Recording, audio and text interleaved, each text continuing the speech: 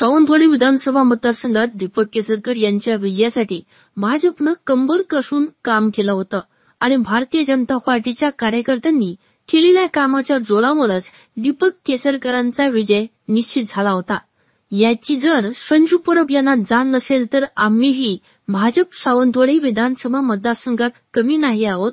सावंतवाडी विधानसभा मतदारसंघातील 310 बूथवर भाजप सक्षम आणि मजबूत आहे। त्यामुळे संजू परब यांना स्वबळाची खुमखुमे असेल तर आम्हीही स्वबळावर निवडणूक लढवण्यासाठी तयार आहोत।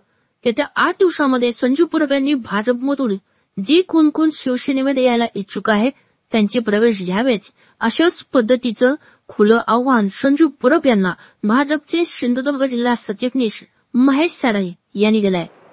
शिंदे गटाचे सावंतवाडीचे जिल्हा प्रमुख संजू परब यांनी कालच आमचे जिल्हा भारतीय जनता पार्टीचे जिल्हा अध्यक्ष प्रभाकर सावंत यांच्यावर पत्रकार परिषद घेऊन काही चुकीच्या पद्धतीचे आरोप केलेले आहेत।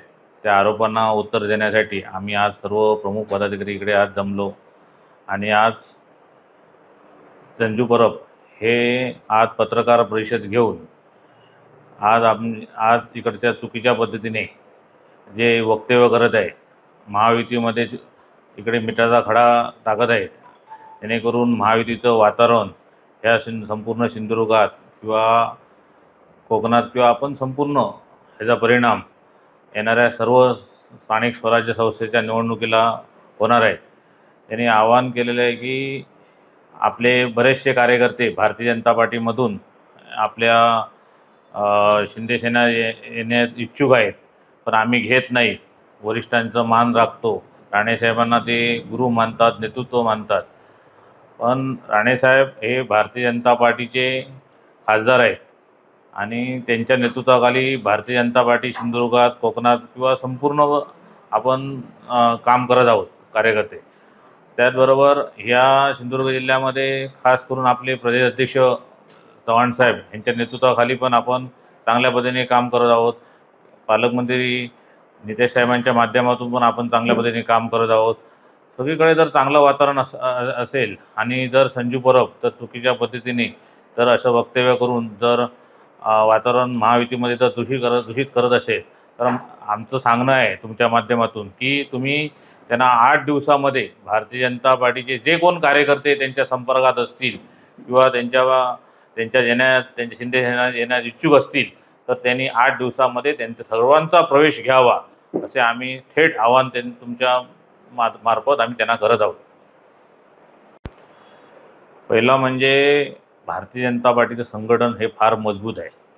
बूथपर्यंत आम्ही भारतीय जनता पार्टी इकडे बूथ रचना किंवा संपूर्ण ही रचना पूर्ण केलेली आहे आम्ही। आणि बूथ स्तरावर तर कार्यकर्त्यांची एवढी मागणी आहे, स्थानिक सगळे ग्रामपंचायती भारतीय जनता पार्टीकडे आहेत, सर्व निवडणुका भारतीय जनता पार्टी आपण खाली जिंकतो आहोत। तर सगळ्या कार्यकर्त्यांचं एक मत आहे, आम्ही जर इकडच्या जर आपल्या आमदारांना जर आपण महायुती म्हणून जर प्रामाणिक काम केलेलं असेल आणि त्यांना जर त्याची जाण नसेल तर आम्हीच येणाऱ्या निवडणुकीमध्ये भारतीय जनता पार्टी कुठे आहे आणि शिंदे गट कुठे आहे हे दाखवण्यासाठी आम्ही नक्कीच इकडे स्वबळाचा नारा आम्ही पुकारलेला आहे सर्व कार्यकर्ते। इकडचे 310 बूथ आहेत सावंतवाडी विधानसभेमध्ये। 310 बूथमध्ये जी संघटन आपलं आहे ते फार मजबूत आहे।